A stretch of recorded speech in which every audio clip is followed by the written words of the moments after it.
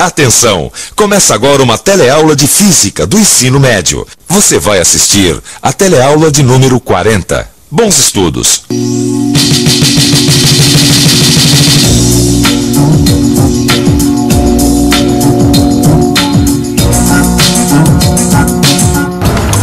Estela, eu tava lendo essa maquete e eu percebi que ela demonstra como é feita a distribuição de energia elétrica, né? Aí eu pensei, como será que a eletricidade se desloca pelos fios? Se você pensar nas distâncias que ela percorre... E essas distâncias podem ser enormes, Rosinha. Olha, para entender como a energia elétrica se desloca pelos fios, a teleaula de hoje vai mostrar o que é corrente elétrica. Você vai aprender como se calcula a intensidade de uma corrente elétrica.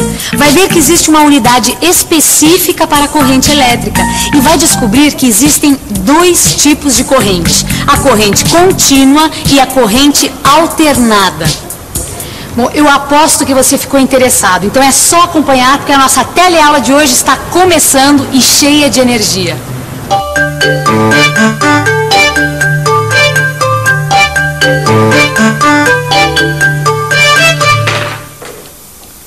Ô Vicente, eu não sei não se vai dar certo essa história de a gente ficar trabalhando como eletricista. Eu acho que nós não estamos craque nisso tudo, não estamos com essa bola não. Não se preocupa não, rapaz, você vai ver como vai ser fácil. Depois eu fiz um curso de eletricista, tô sabendo tudo. Não sei não, essa que é a minha dúvida, viu meu amigo? Opa. Alô? Sim, senhora? Pois não? Qual foi o problema? Ah, coisinha simples. Seu endereço? Rua? Certo. Pode ser hoje à tarde. Pois não. Então até lá. Até logo.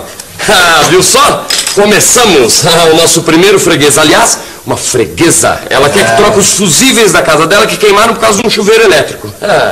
Coisinha simples. Coisinha simples, né? Coisinha simples mesmo. Quero ver se a hora que ela começar a perguntar por que queimou o fusível, tal e coisa. Não, quero ver você responder. Pera um pouquinho, o que aconteceu na casa da mulher eu ainda não sei. Né? Mas para saber como um fusível trabalha, primeiro a gente precisa saber o que é corrente elétrica. Corrente elétrica? Que é isso, Vicente? Corrente elétrica é simples. É o movimento dos elétrons pelo condutor, que é o fio. Entendeu? Existem outros portadores da corrente elétrica, mas os principais mesmo são os elétrons. Aí nós temos o condutor, o nosso fio elétrico. Vamos imaginar que uma determinada quantidade de carga passa por ele num intervalo de tempo qualquer. Aí nós temos a definição matemática de corrente elétrica. I, que representa a corrente elétrica, é igual a delta Q, que representa a quantidade de carga que passa pelo condutor, sobre delta T, que é o tempo gasto pelas cargas elétricas para atravessarem a seção transversal do condutor, que é representada por essa área achurada, que resulta da intersecção de um plano perpendicular ao condutor. A unidade usada para a corrente elétrica se chama ampere e tem esse símbolo. Isso mesmo, um A maiúsculo. 1 ampere equivale a 1 coulomb dividido por 1 segundo. Agora lembre-se, o coulomb é a unidade usada para cargas elétricas. Se nós pegarmos a definição de corrente, fica fácil. É só substituir. 1 ampere é igual a 1 coulomb por segundo.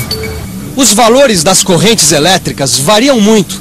Por isso é muito comum a gente usar submúltiplos do ampere, como por exemplo o miliampere, que tem esse símbolo, e o microampere, que tem esse símbolo.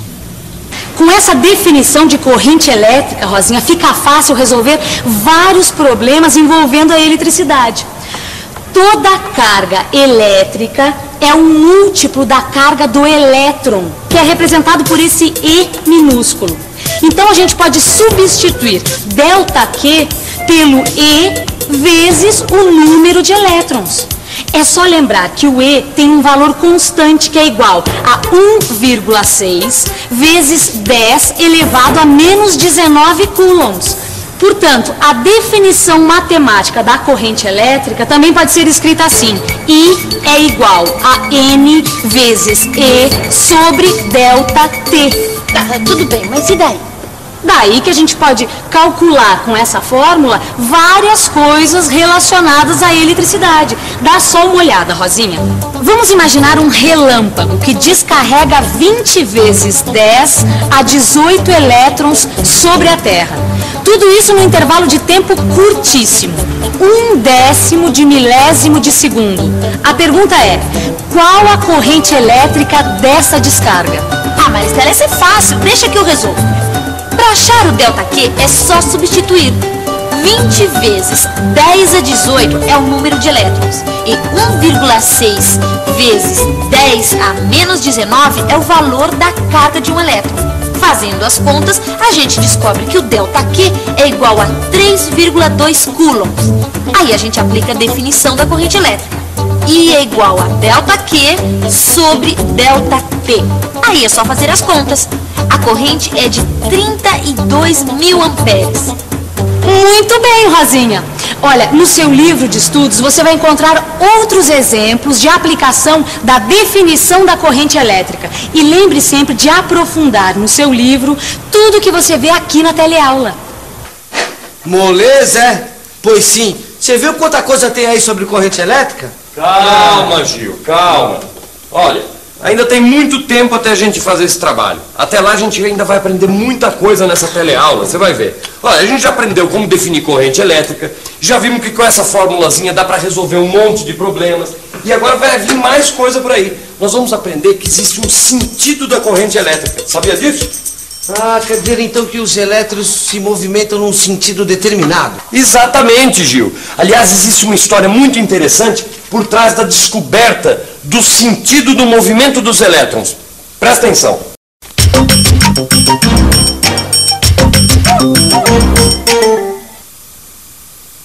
Quando ainda não se sabia a natureza da carga elétrica que percorria os condutores, os cientistas supuseram que ela fosse formada de partículas positivas. Assim, foi adotado o sentido indicado pela seta maior, como sendo o do movimento das cargas que formam uma corrente elétrica.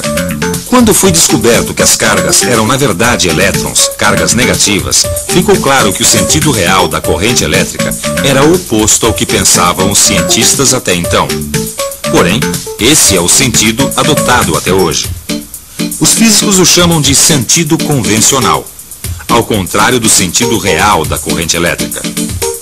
Mas esse sentido só é válido quando se fala de corrente elétrica em condutor sólido, como por exemplo esse fio.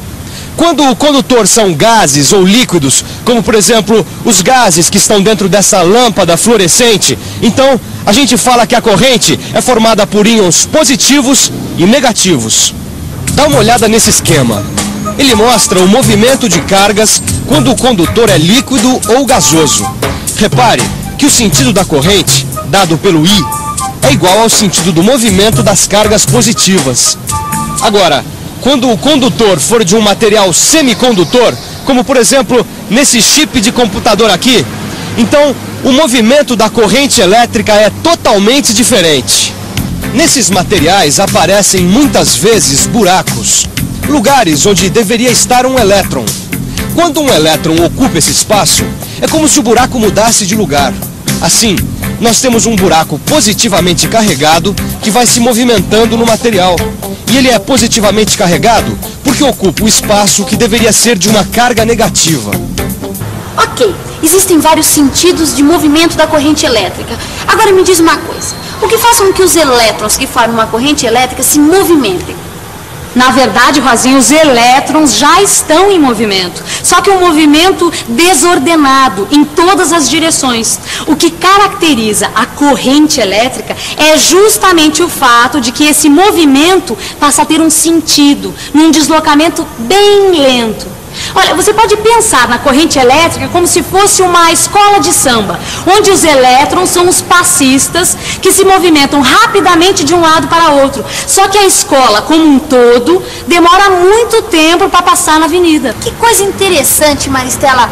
Agora me diz uma coisa, se o movimento da corrente como um todo é tão lento, por que quando eu aperto esse botão aqui, ó, a luz se acende imediatamente? Ah, mas para aprender como isso acontece, Rosinha, primeiramente você tem que entender a relação entre campo elétrico e corrente elétrica.